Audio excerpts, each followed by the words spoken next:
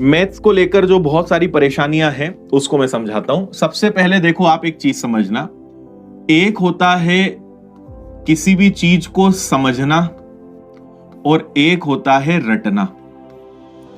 एक होता है समझना, एक होता है रटना। हमने बचपन से इस टेक्नोलॉजी पे खूब काम किया है, इस मेथड पे खूब काम किया है। जब अब आप आज पढ़ते हो तो आप आज भी क्या करते हो, चीजों को रटते हो। जब भी रटोगे नया सवाल आएगा, नहीं बनेगा। वही सवाल एक महीने बाद देखोगे, नहीं बनेगा। तो अगर कोई चीज पड़ी हुई है और आपको लगता है कि मुझे आज तो ये बन रही है, लेकिन सर जब मैं एक महीने बाद देखता हूं या मैं बाद में जब मेरे सामने उससे रिलेटेड प्रश्न आता है और मुझसे नहीं बनता है, तो आप समझ जाना कि आपने उसको रट्टा मारा है, आपने उसको समझा नहीं। समझी हुई चीज कभी भूलता नहीं है इंसान। रटी हुई चीज की एक सीमा है, 2 4 दिन, 8 दिन, 10 दिन, 15 दिन, इससे ज्यादा नहीं। तो अगर आप भूल रहे हो तो आप पहले यह समझो कि आपकी मेथड में गड़बड़ हो रही है। आप रटने पे फोकस कर रहे हो, आप समझने पर, सीखने पे फोकस करो। उसके लॉजिक तक पहुंचो कि ऐसा क्यों करना है, ऐसा कब होता है, कब नहीं होता है। समझो चीज को, समय दो अच्छे से, है ना। जल्दबाजी नहीं करना है। आपके मन में एक और सवाल होता है कि एक दिन में कितने घंटे पढ़ें, एक दिन में कितने घंटे पढ़ना चाहिए, एक साथ कितने सब्जेक्ट्स पर काम करना चाहिए। मैं इन सब चीजों का एक जवाब दे रहा हूं आपको। आप हमेशा ना क्वालिटी पे फोकस करो, ठीक है। हमेशा किस पे फोकस करो भाई, क्वालिटी पे। क्वालिटी पे फोकस करो, कभी भी क्वांटिटी पे फोकस मत करो कि मुझे 10 घंटे पढ़ना है। नहीं, आप 8 घंटे पढ़े, 6 घंटे पढ़े, लेकिन शानदार फोकस के साथ पढ़े। 10 घंटे पढ़ रहे हो, उसमें मोबाइल भी चला रहे हो, रील्स भी देख रहे हो, है ना, बात भी कर रहे हो, सो भी लिए और बोलने को 10 घंटे हो गए। कोई मतलब नहीं ऐसा धोखा देने से। हमेशा क्वालिटी पे फोकस करो। आप 2 घंटे मैथ्स, आपके पास दिन भर में 4 घंटे पढ़ने का समय है ना, कोई बात नहीं।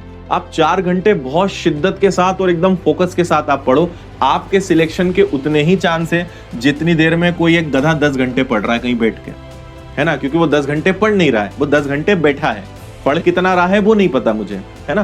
तो नंबर ऑफ आवर्स कभी मैटर नहीं करते, हमेशा मैटर करता है क्वालिटी।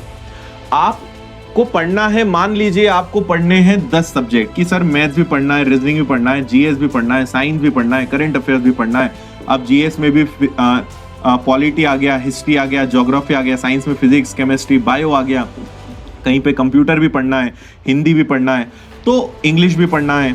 आप एक साथ सारे विषय पे काम कभी नहीं कर सकते। 1 बाय 1 कुछ सब्जेक्ट्स को चुनिए, आप एक साथ जितने सब्जेक्ट्स पे काम करें। मेरा सजेशन होता है कि एक बार में आपको 3 या 4 सब्जेक्ट से ज्यादा सब्जेक्ट्स पर काम नहीं करना है। कई लोग की आदत होती है हर सब्जेक्ट को 1 घंटे पढ़ना है। ये 5 साल भी पढ़ेंगे ना तब भी इनका सिलेक्शन नहीं होगा, क्योंकि इनका कभी कुछ खत्म होगा ही नहीं। सबसे इंपॉर्टेंट होता है कि कम सब्जेक्ट्स पे काम करें और खत्म करें। एक खत्म हो तो अगला चालू करें। तो इसलिए 3 से 4 सब्जेक्ट पे ज्यादा काम मत करो, ठीक है। एक बहुत अच्छी आदत मैं आपको फिर बनाने का कह रहा हूं। पहला तो अपने मंथ का एक टारगेट बनाओ कि इस महीने मुझे क्या करना है। और वो टारगेट्स मैं आपको बता चुका हूं कि टारगेट्स ऐसे होते हैं कि इस महीने मुझे ये करना है ना। फिर इसके बाद इसको डेली में कन्वर्ट कर दो कि भाई मुझे रोज क्या करना है, और रोज का काम रोज करने की आदत बना लो कि मुझे रोज मैथ्स के 20 सवाल हल करने हैं, मतलब करने हैं, चाहे कुछ हो जाए। तो वही खाना खाऊंगा मैं, है ना। 12 बजे खाना खाता हूं तो सुबह 6 बजे से 12 बजे के बीच में मैथ्स के 20 सवाल मुझे हल करने हैं, तो ही मैं खाना खाऊंगा। एक उदाहरण दे रहा हूं मैं आपको। भाई बाकी काम भी तो रोज हो ही रहे हैं ना। तो अपने आप को जिस दिन तुम इस पे ले आए ना कि बिना किसी के डर के, बिना किसी के दबाव दिए मैं अपनी जिंदगी में खुद अपने ऊपर दबाव डाल सकता हूं, ये एक बहुत अच्छी आदत है। हर सफल व्यक्ति अपने आप को ही दबाव डालता है, वो किसी और के दबाव के अंतर्गत, क्योंकि कोई और आपको प्रेशर देगा तो आपको आदत लग जाएगी और आप ज्यादा समय तक कोई आपको ना दबाव दे सकता है, ना ज्यादा समय तक कोई उस तरीके से काम कर सकता है। अल्टीमेटली सेल्फ मोटिवेशन या सेल्फ प्रेशर का जो आर्ट है, जो कला है, वो खुद ही सीखनी है ना।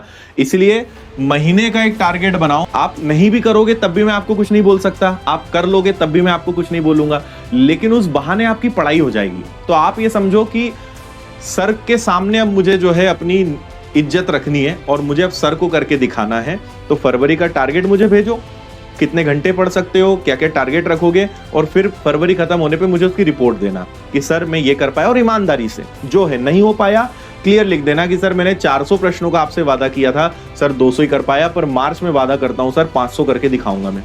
कोई बात नहीं, एकदम से इंसान नहीं सुधरता है, धीमे धीमे सही। तो कोशिश तो करी ना, पर आज आपने उस वादे के कारण महीने में 400 सवाल तो लगाए, जबकि आज तो 100 भी नहीं लगा पा रहे हो। तो 100 से 400 होना कितनी बड़ी बात है, और अगले महीने फिर 400 से 600 भी तो कर दोगे। तो इसलिए हमें किसी ना किसी बहाने सुधार तो करना है ना भाई। बात समझ आ रही है आपको? तो आप वो करना शुरू करो, मुझे आप भेजना शुरू करो, और उसको डेली टारगेट्स में बांटो और उस पर काम करो। तो मैथ्स को समझने पे फोकस करो, मैथ्स को समय समय पे रिवीजन करते रहो। और एक और बहुत महत्वपूर्ण बात बता रहा हूं कि कैलकुलेशन की जो इंपॉर्टेंस है उसको समझो। कैलकुलेशन बहुत महत्वपूर्ण चीज है। 15 मिनट या आधा घंटा अपने डेली रूटीन में शामिल कर लो कि मुझे कैलकुलेशन को अच्छा करना ही है, कैलकुलेशन पे काम करना ही है ना। वो डेली रूटीन का अपना हिस्सा बना लो।